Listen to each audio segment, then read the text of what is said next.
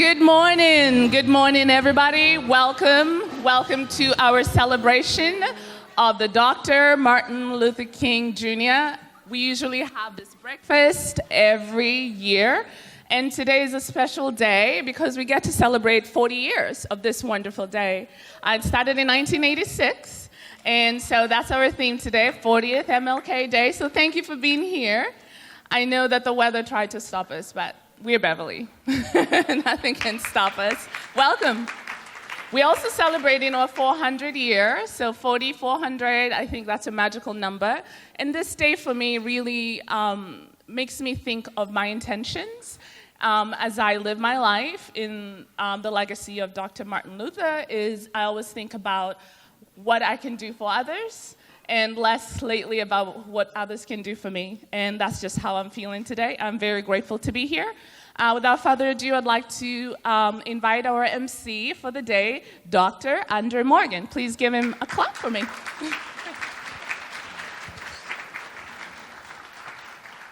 Well, good morning to each of you. Good morning. I know it's snowing outside, but it's a great day in the neighborhood. Good morning. So will you do something with me?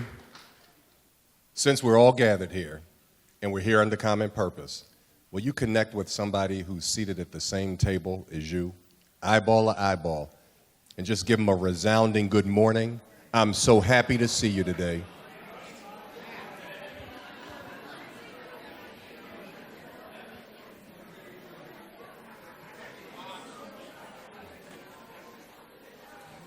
Now that's what starts off a great day, seeing all these smiles.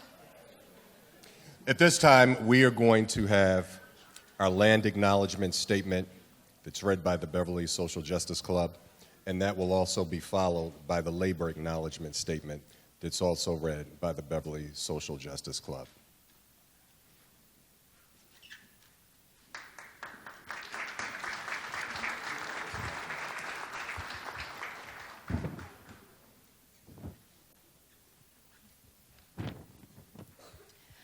Good morning. First, the land acknowledgement. This program takes place on the unceded ancestral lands of the Namkeg and Pawtucket bands of the Massachusetts tribe, from whom the Commonwealth of Massachusetts took its name. With deep respect and gratitude, we acknowledge the indigenous caretakers of these lands and waters who have lived here for thousands of years and who live here in diverse indigenous communities today. And now the labor acknowledgement. We recognize and acknowledge that the very foundation of the United States of America was built on the free and forced labor of Black people of the African diaspora and the Black indigenous people to this land. This foundation has generational and exponential effects that continue to negatively impact Black communities today and are uncompensated. The historical and contemporary contributions of the Black diaspora continue to shape American culture and benefit all inhabitants of this land. This statement acknowledges specific histories. We encourage you to think about what this means and looks like.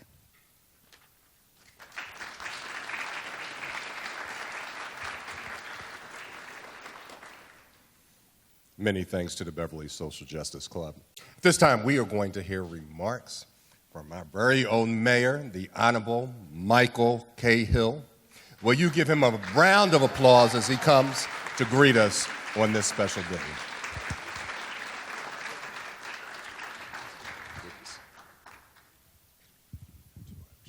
Oh, we got two of them.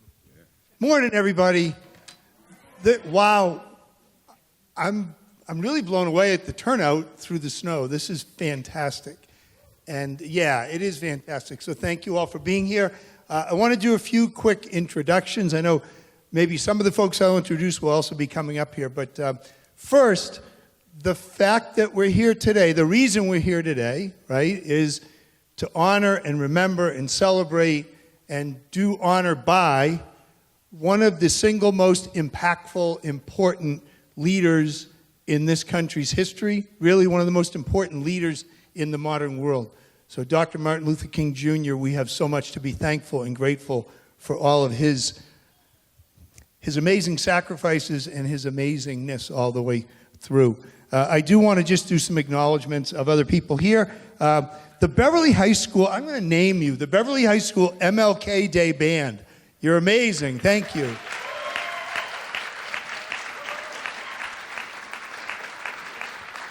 And we have a lot of my colleagues in local government, local and state government here. If I miss somebody when I'm done, please jump up and let me know. Our state senator, Joan Lovely, and our state representative, Hannah Bowen, are both here. Thank you.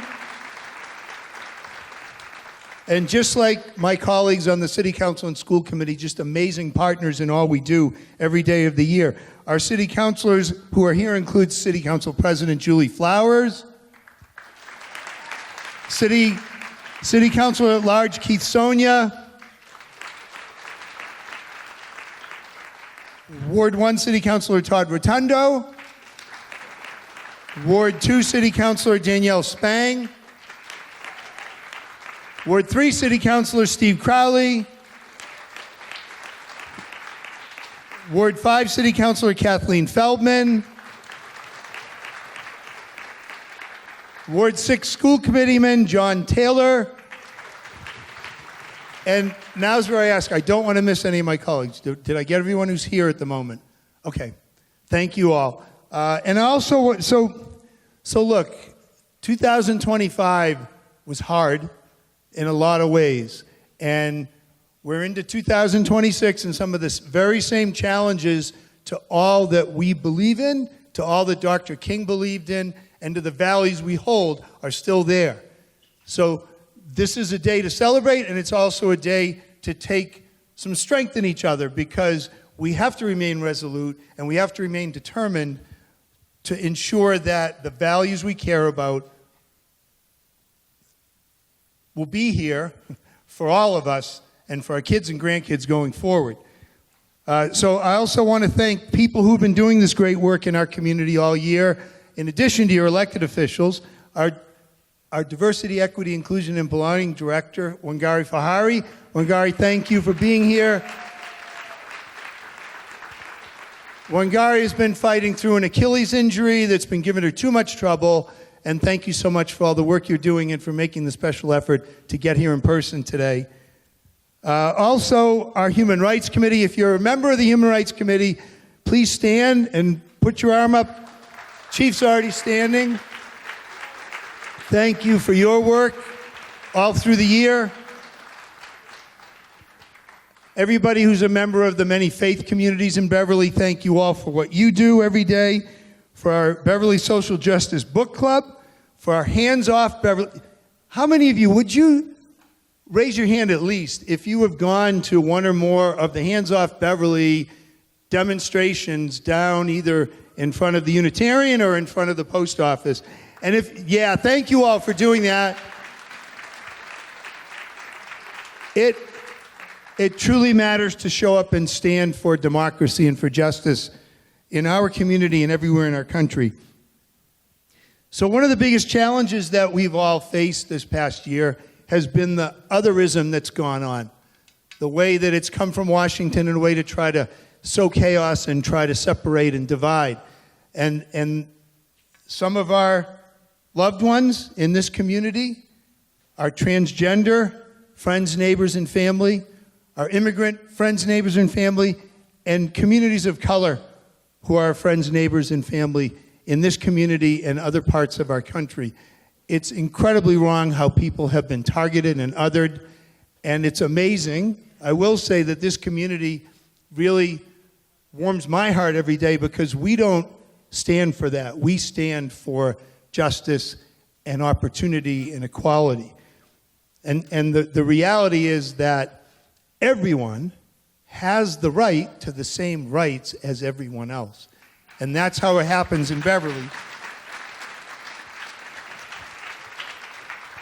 And so please, let's keep standing for that, and let's keep delivering that message every day of the year. And because Dr. King is why we're here, and because Dr. King was so important in our country's history and in our lives, I just want to read a brief quote from him that really is on point to all of this. It is not possible to be in favor of justice for some people and not be in favor of justice for all people. Thanks so much. Dr. Morgan?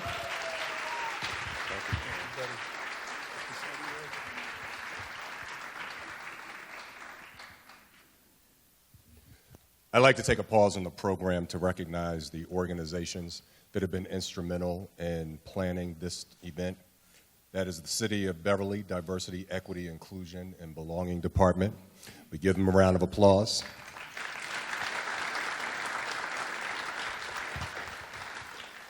Beverly Public Schools.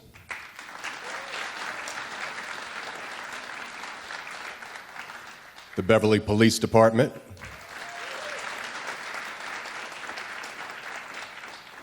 And the Human Rights Committee of Beverly.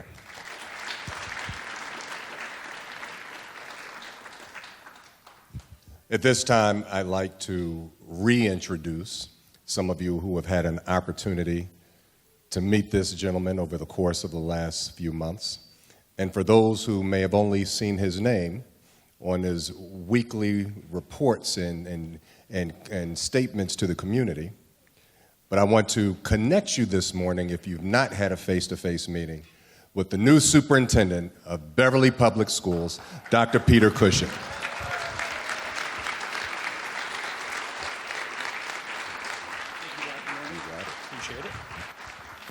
Thank you very much, Dr. Morgan. Thank you, Mr. Mayor. Thank you to everybody who put this together.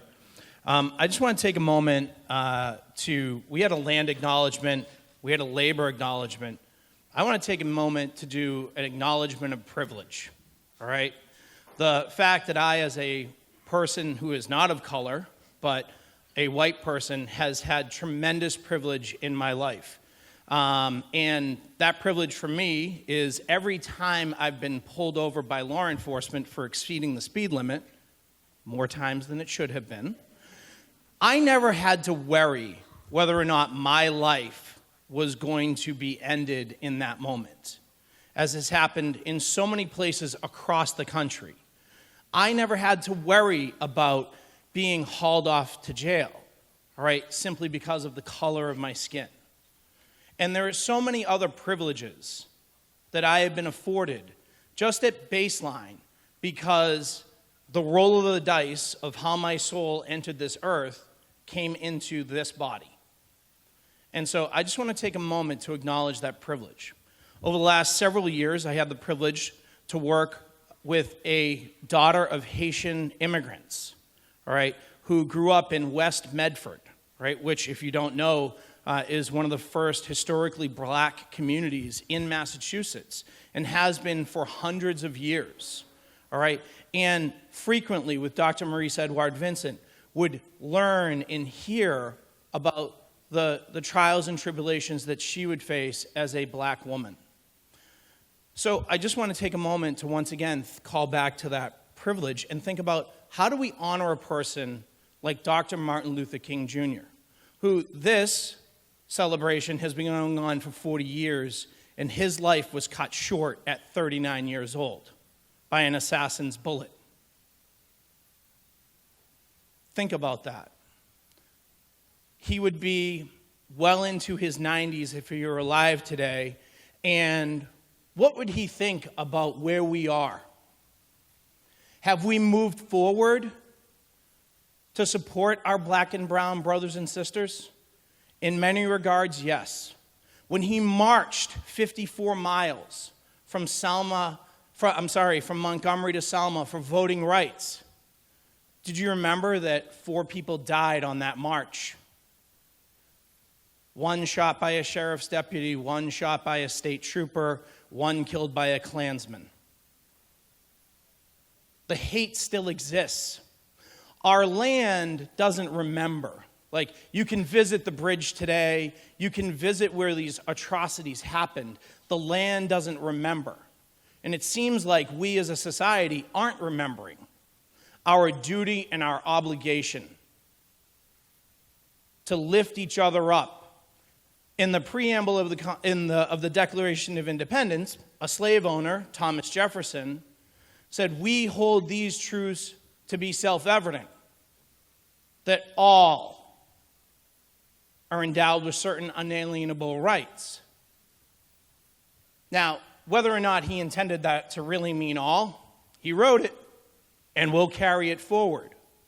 But we have a duty and an obligation to ensure and guarantee that people's legacy, people like Dr. Martin Luther King Jr.'s legacy, is not just celebrated one day a year, but is celebrated in how we hold our government responsible for the actions that continue to happen, how we hold each other responsible to stand up. About 12 years ago, I started my doctoral program, literally flew in from my honeymoon. We got in 2 separate cars as my wife returned home, and I went to 2 weeks at Boston College. And as I walked in there in 2013, Ferguson, Missouri was just happening, and I thought we were in such a different place as a country, but that was white privilege as well. And there were these 7 amazing, powerful black women, right, from the Boston Public Schools who were part of that program. And as we started to really delve into issues of race, issues of supporting one another, issues of working together, it became so clear that even 12 years ago, we were so far from the vision, the dream that Dr. King had laid out.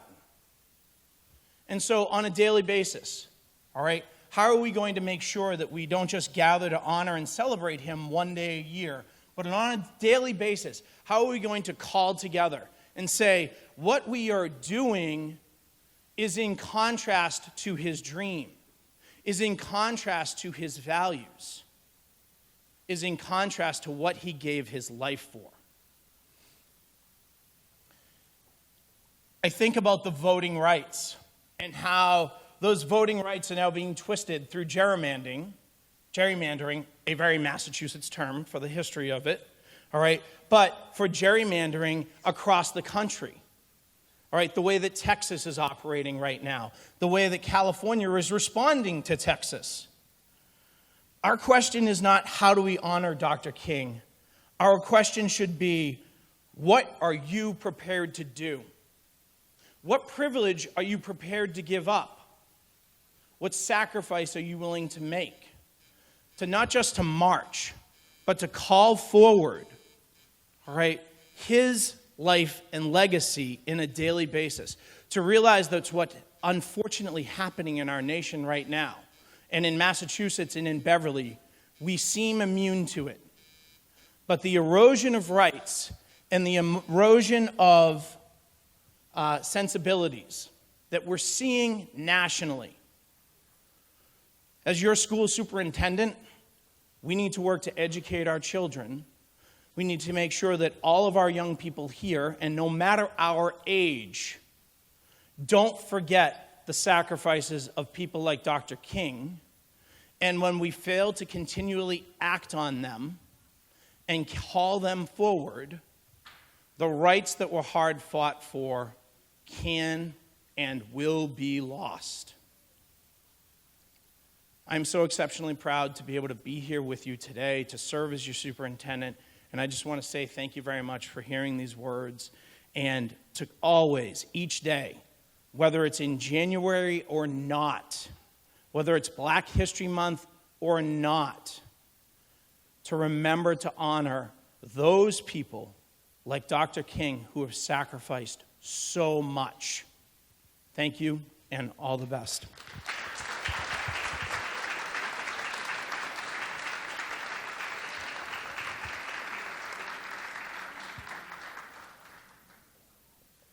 So you've heard from our superintendent.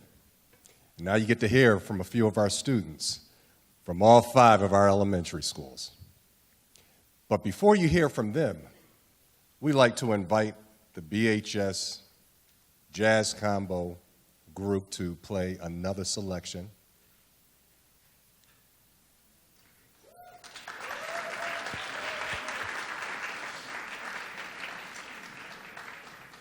And after their selection, I'm going to invite Gabrielle Montevecchi, principal of the Hannah Elementary School, to come to the forefront and introduce all of our students on this morning.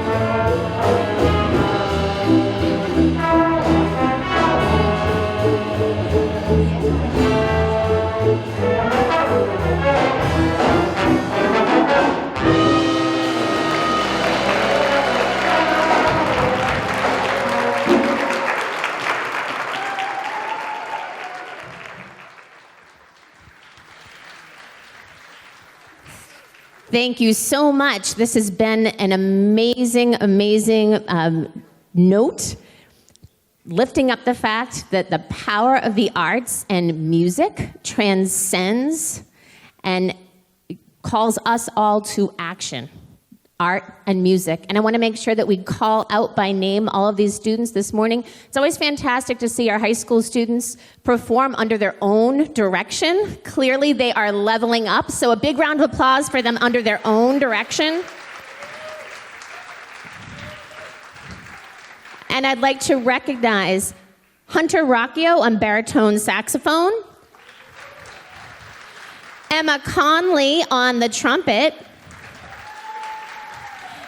Harrison Clark and Noah Gagnon on the trombones. We have Brandon Heidechik and Nico Harris on guitar for us. Delphine Qua on piano. Aiden Foss on the bass. And Trevor Jameson on drums. Outstanding job this morning to our BHS students. Fantastic job, jazz combo. It's a privilege to be with you all this morning. My name is Gabrielle Montevecchi. I'm the principal at the Hannah Elementary School, and it is my honor to serve on the Beverly Human Rights Committee. This morning, you are going to hear from a number of our elementary students. I'd like to thank my colleagues, all the principals at all the elementary schools, for putting the word out that we were looking for student speakers to reflect on the life and work of Martin Luther King. And today, you will hear from the very best of us all, our young people. And at this time, yes is right. Thank you, Wangari. Yes is right. The very best of us are always our youth. And at this time, I'd like to call to the podium, if I could, our Cove students, Taya Klein, Caleb Carr, Ava Gerard, and Sophia Gallagher, who will be reading a poem for you this morning by Amanda Bradley. You guys can stand right here.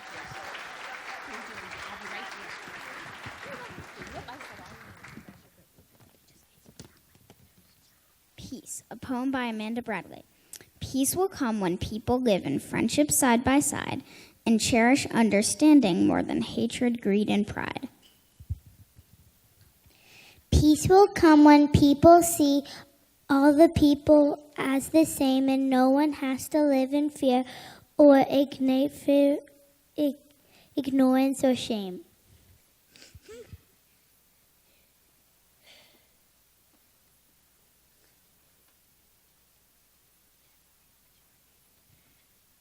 Peace will come when people who are needy can reach out for shelter, food, or love, and no one has to do without. No one has to do without. And no one has to do without.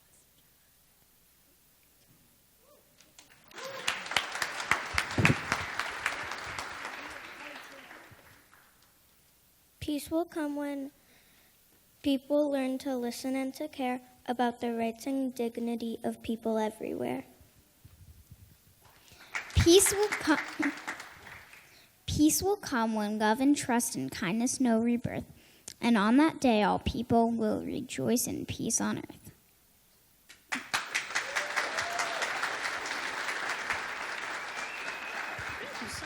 Outstanding job. And I want to acknowledge how challenging it is to come and speak before your whole community behind a big podium.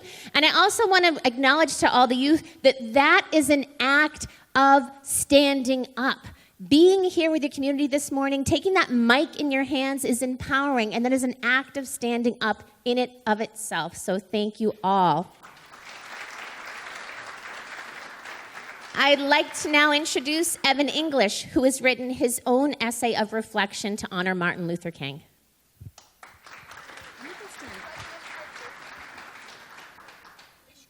Good morning. My name is Evan English, and I am in Mishimataro's third grade class at Ayers Elementary School.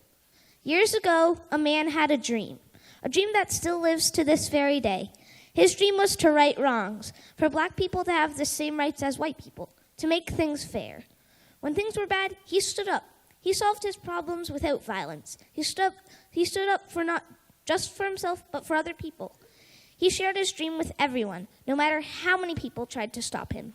This man's name was Martin Luther King Jr. He worked for his dream in many different ways. One way he protested was by giving a famous speech at the March on Washington. He led the Montgomery bus boycott. He organized long marches for kids and adults to get attention for his dream. He inspired many people, including the President Johnson, who signed the Civil Rights Act. Martin Luther King Jr.'s dream still lives on today. I have a lot of friends who have different colored skin, and they are here. They are playing with us. That is why we came here today, to celebrate his legacy. He died doing what was right. So remember him and what he did for his country. Well done, Evan. Great job. Outstanding.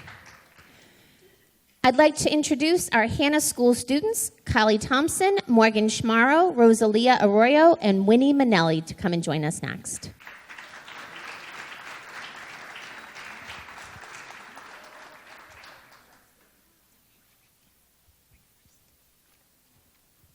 We should all be thanking Martin Luther King, and we should appreciate the work that he did because he made the country a better place.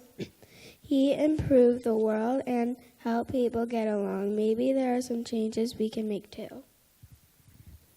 Martin Luther King had a dream of helping the world. He had a friend who was white, and he wondered why he couldn't be his friend and go to school with him. Martin Luther King wanted everyone to have freedom and wanted black and white people to have a great life together, a happy life. Martin Luther King said that we should not judge people by their skin color, and we should all have equal rights. Small changes can become a big change in the world. Everyone should be kind to each other and create peace in the world. Martin Luther King said, "I had a dream that all people will live in harmony."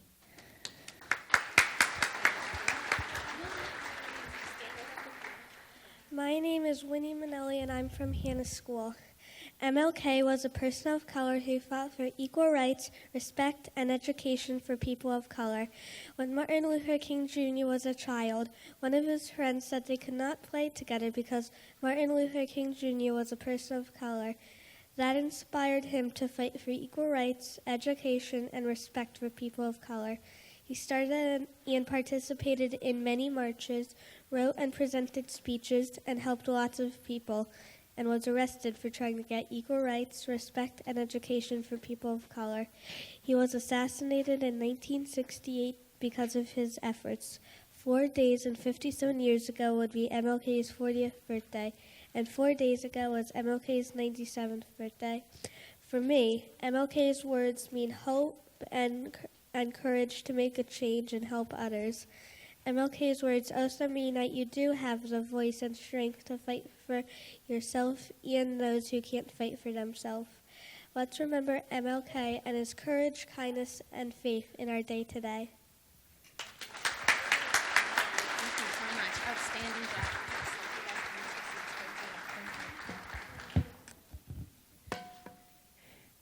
Thank you all.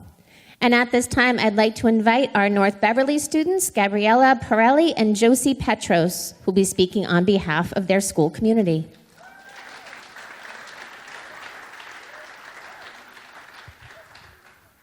How Dr. Martin Luther King Jr. impacts the world today. Dr. Martin Luther King Jr. continues to impact the world today because he taught us that you should have peace in this world and that everyone should have equal opportunities. One thing I admire about Dr. King is that he was always calm and peaceful. He showed that people should be kind and spread joy to this world. I think that Dr. King's I Have a Dream speech impacted the world by showing that everyone deserves to have happiness and freedom.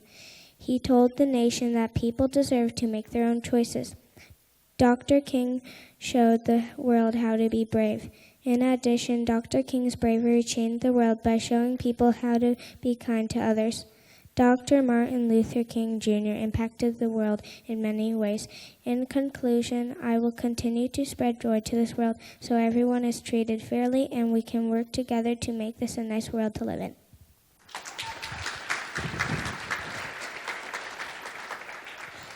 Dr. Martin Luther King Jr. was an important figure in American history and a great leader in the civil rights movement.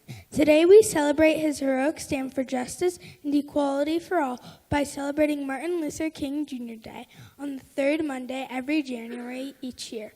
Martin Luther King Jr. continues to impact the world through his message to send equality and justice by helping to end segregation and allow everyone, no matter what they look like or the color of their skin, to have the same rights.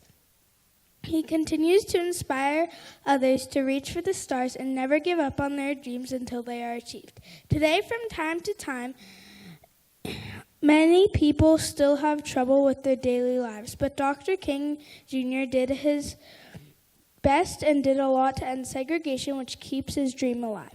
Many schools and churches still talk about his courage and bravery, and I want to do my part in helping his dream reach higher levels than he thought his dream could reach. And that is why I am here today to honor what he did and the sacrifices that he made to make our world a better place. Thank you so much. Outstanding. Thank you to each and every one of our elementary students who spoke this morning. Such powerful words for all of us. Again, the very best of our community. Very often, holding the microphone represents power and authority, and I want to continue to encourage all of our students to grab that mic and keep standing up for what's right. At this time, I'd like to invite Dr. Morgan back to the podium. Oh, I'm so sorry. I forgot. Oh, my goodness. Mrs. Smith, please excuse me. Please forgive me, my Centerville students. We have self-written essays by Ava Smith, Mateus Goncalves Salmanzari, and Una May Carnzana. Please excuse me, Centerville School Beaver Nation. How could I forget you? Come on up, Centerville.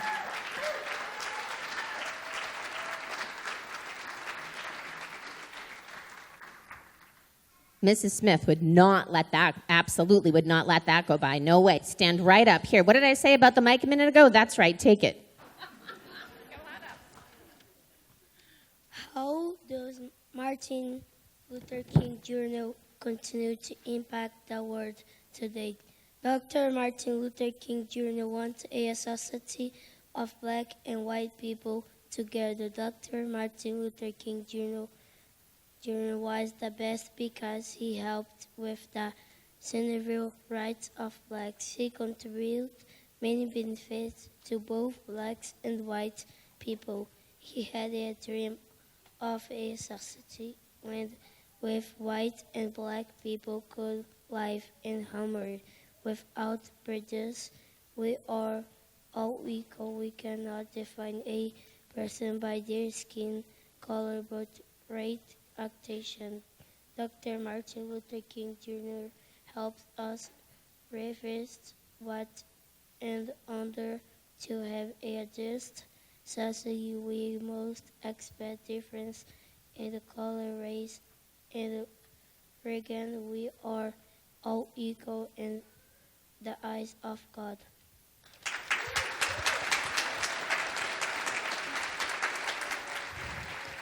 Dr. Martin Luther King Jr. continues to impact the world today by making sure people are nice and fair.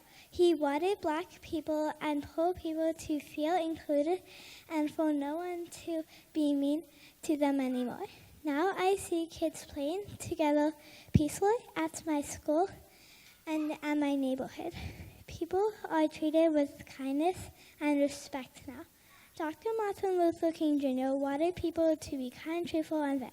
These are things that I try to do in my life. I see this today when I play with my friends or when I meet new people. I like to make new friends with anyone, and it does not matter if they are different than me. He also wanted black people to be able to go anywhere that white people can go. Like schools, stores, and hotels. Today, black and white people can go to the same places. This makes it more fair for everyone. Now I see people trying to fix problems with peace and kindness. We use our voices instead of fighting. We try to listen to each other instead of arguing. I will continue to learn from history and try my best to make the world a better place.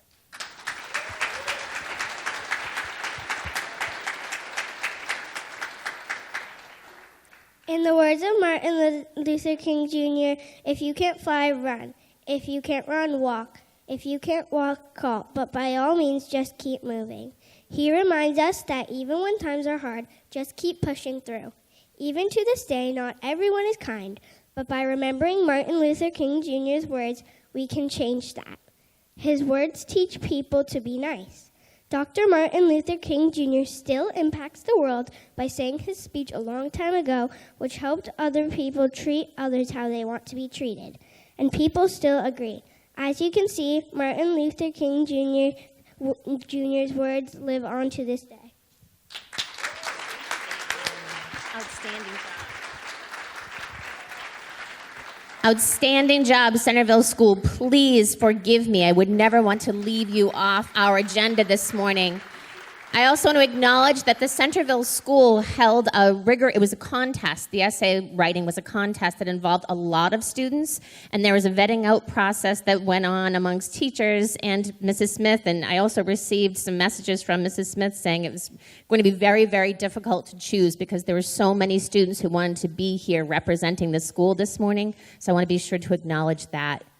At this time, I'll invite Dr. Morgan back to the podium. Thank you.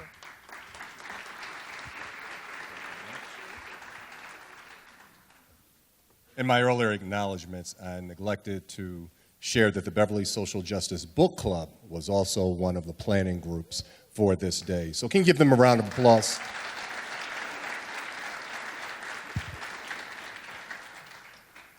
So we are close to the end of our program, but I will share this before we go into our selection of the National Black Anthem. And by the way, does anyone know the words? Like verbatim? Somebody willing to come help me sing it afterwards? I appreciate that. Thank you much. A couple of weeks ago, Wangari had shared a template of today's program, and she had me on as giving a few remarks. And so I took myself off, figuring I didn't need to say anything. And so when we had kind of a follow-up conversation about it, she said, I think you should say something. And I said, no, I don't think I need to. She said, I think you should say something. No, I don't think I need to. And so we went back and forth, and recently she challenged me to think about the work of where we are with diversity, equity, and belonging, and how we might think about that going forward.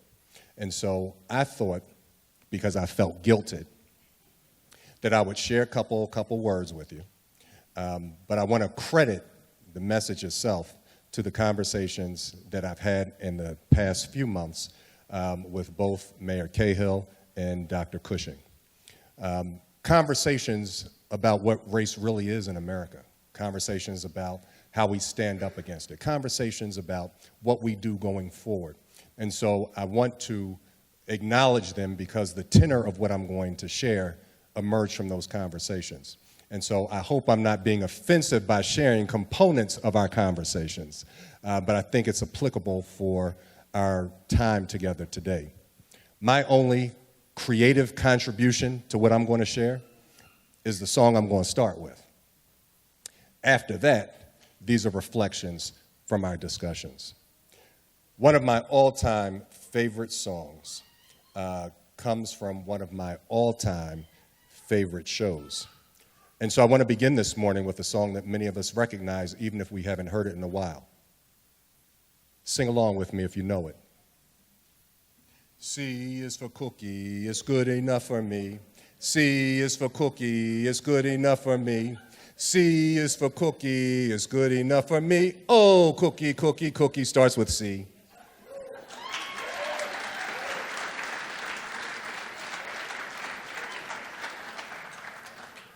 I recognize some of the looks that I saw from many of you when I started singing the Sesame Street song. But Sesame Street taught generations of children that learning could be joyful, it could be playful, and it could be shared. And it taught us letters through curiosity and repetition long before we understood how such meaning a single letter could hold. But as adults, especially in times of challenge and controversy, we have to ask a deeper question: what does C stand for now?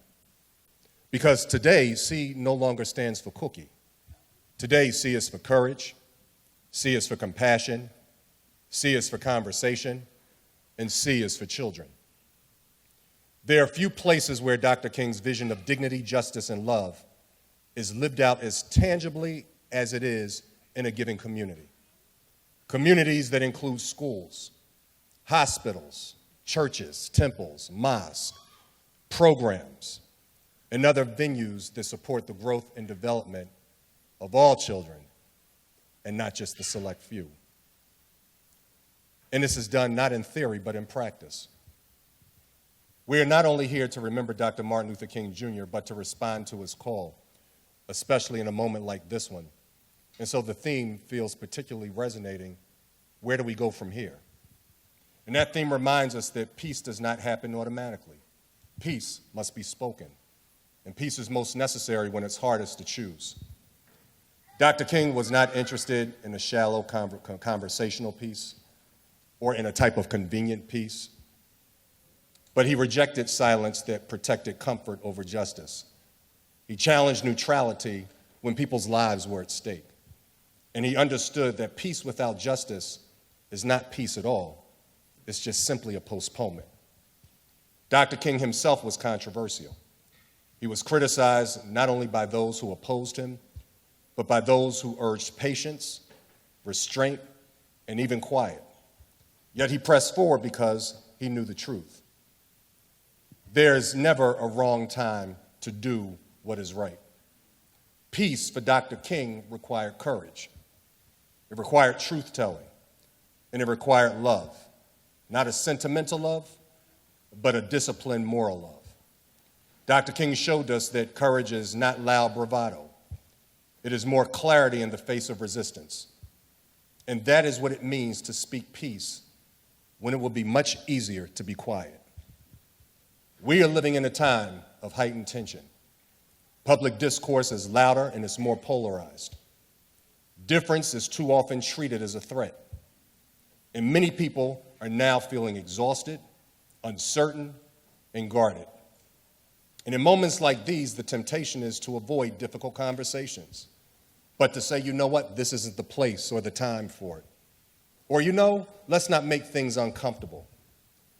But Dr. King would remind us that discomfort is often the doorway to transformation. Peace is not created by avoiding the hard truths. It's created by facing them together. Peace grows through conversation, not avoidance, not shouting, but honest, respectful dialogue. And you know, one of the things that we have found in this community is that conversation is one of the bravest forms of courage that we have right now. A school district, for example, is a space where everything that is done in the district eventually comes back to that one letter C. Because every decision, every policy, every conversation ultimately asks the same question: what best serves the child? Children arrive to a school district vulnerable. Some families arrive carrying fear, hope, and love. Staff arrive with extraordinary expertise and often unseen emotional weight. And here, peace is not an abstract. It shows up in how we speak to families. It shows up in how we speak to each other. It shows up in how we listen. It shows up in how we support each other under pressure. Because healing is not only educational, but healing is relational. And peace is the foundation that makes healing possible. Speaking peace does never mean speaking softly when harm is present. But it does mean avoiding inequity. And it does not mean pretending that all experiences are the same. Speaking peace means choosing words with intention.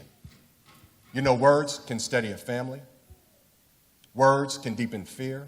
Words can build trust, and words can even erode it. Positive affirmation of peace means three things. One, speaking truth without cruelty. Two, naming harm without dehumanizing. And three, holding disagreement without abandoning dignity. That is compassion, not a feeling, but a practice. Compassion is the thing that listens. Compassion is the thing that names harm. Compassion is the thing that refuses to dehumanize somebody else. So this is not about toxic optimism, it's about intentional humanity. Positive affirmation is not denial. And Dr. King never denied suffering. He just named it clearly and then refused to let it have the final word.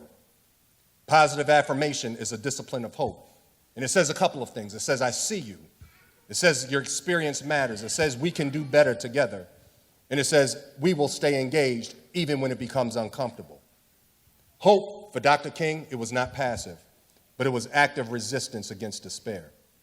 And that kind of hope requires us to return again and again and again to what the letter C stands for when things get hard. C stands for courage, compassion, conversation, and children. Controversy reveals our values, and the question is not whether tension will arise, but how we will respond to it. Dr. King warned against the comfort of delay, the belief that justice can wait until conditions are perfect. But children cannot wait. Families cannot wait. Justice cannot wait. Peace requires presence. It requires courage. And it requires us to lean into complexity rather than run away from it. Institutions have moral identities. They are defined not by what they claim to value, but by what they practice, especially under pressure. And so a courageous organization, for which many of you belong, makes room for difficult conversations. It protects dignity when voices are raised. It chooses learning over defensiveness, and it acts with accountability. This community, the city of Beverly, has the opportunity to model what it looks like to practice peace in real time, not just talk about it. Dr. King asked, life's most persistent and urgent question is, what are you doing for others? And today that question sounds like, how are you ensuring equitable care for every person that you interact with? How are you supporting another person through burnout and grief? How are you using your voice when silence is easier around you? See, peace is not neutral, it takes a side, and that side is human dignity. And so as we leave this space today, I invite us all to carry three commitments. First, speak with intention. Words matter, so use them to heal. Second, listen with humility. Listening is not agreement, it is respect. And third, act with courage, because peace is not only spoken, it is practice. Dr. King did not ask us to be perfect in any way, shape, or form, but he did ask us to be committed. So at the beginning of our time together, I started with a Sesame Street song. C is for cookie, it's good enough for me.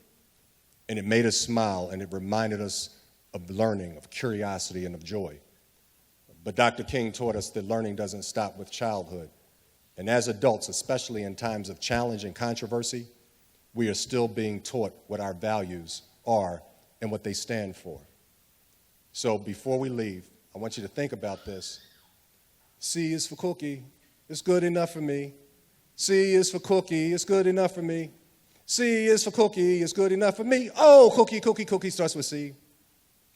But today, that good enough is actually not good enough. Because now we also know that C stands for courage, it stands for compassion, it stands for conversation, and it stands for children. And in this community and in others, those C's should not be optional. They should be responsibility. In times of challenge and controversy, may all of us choose courage over conflict. May we choose compassion over convenience, and may we choose conversation over silence. And may we never forget that every single voice, no matter what the age or the experience, matters. This is how we speak peace. And Dr. King reminded us that the arc of the moral universe bends towards justice, but only if we are willing to place our hands on it. Thank you for choosing healing. Thank you for continuing Dr. King's unfinished work here today and every day. And would you now stand as we sing our Black National Anthem? And to my friend who is going to assist me in singing this song, come on up.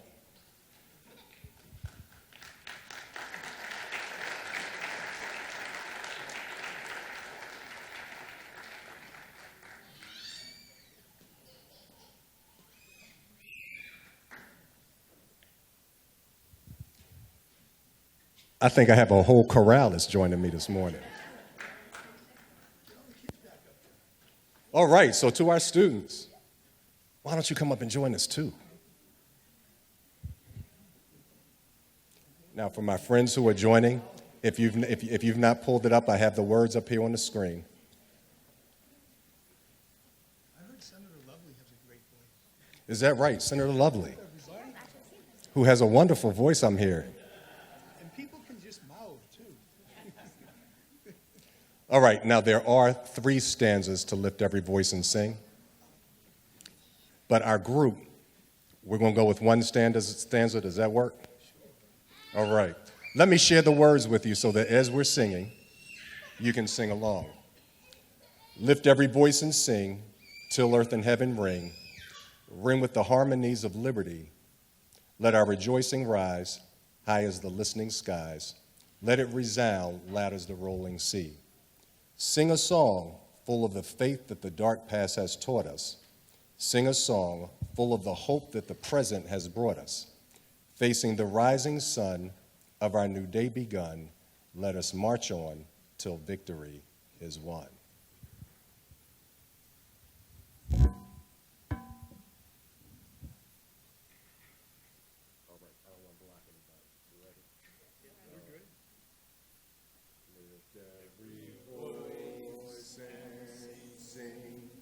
Till earth and heaven ring, ring with the harmonies of liberty.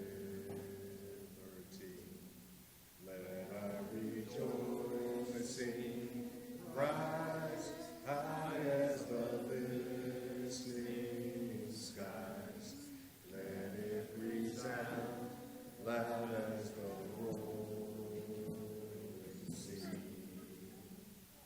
sing a song full of the faith that the dark past has taught us.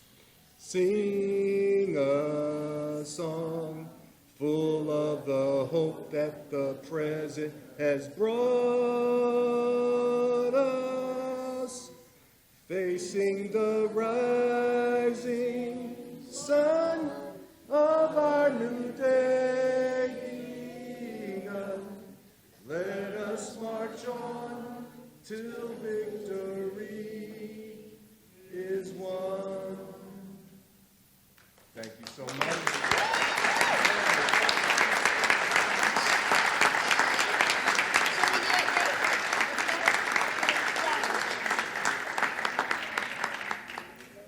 All right, we want to thank the Martin Luther King Celebration Choir on this afternoon. Yeah, give them a round of applause.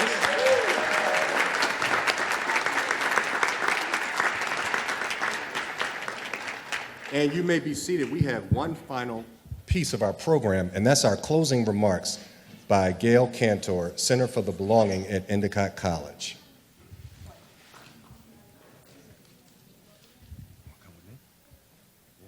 Thank you. Good morning, everybody. I'm Gail Cantor. I'm the Director of Belonging and Spiritual Life and the Interfaith Chaplain at Endicott College, but I'm here this morning representing my clergy colleagues from the Beverly Multi-Faith Coalition. And as we come to a close, I want to invite us to pause for a moment, to take a breath, to settle, and to let what we've shared this morning move from our heads into our hearts. Dr. King showed us through his life that justice is not an abstract idea. It's lived out in everyday choices, in how we treat one another, and in our willingness to stand for dignity and for belonging.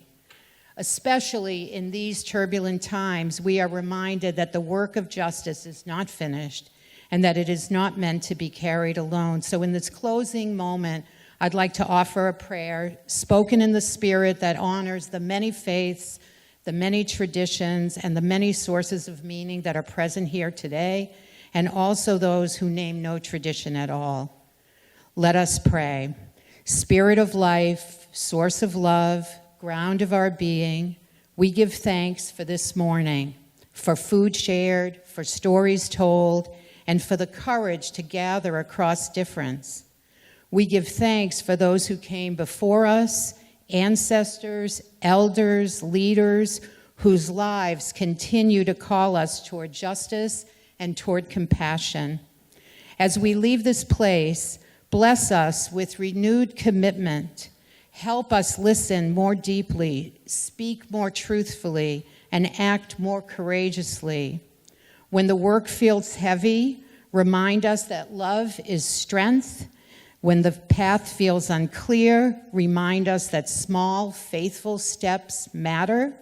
When division tempts us, remind us of our shared humanity.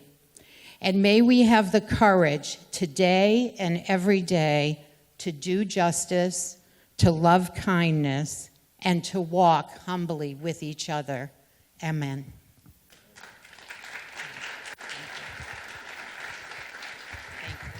Well, friends, this concludes our program. And as we depart from this space, will you just connect with somebody that you may not have met or that you don't know? And just say, good morning, I'm so happy to see you here today.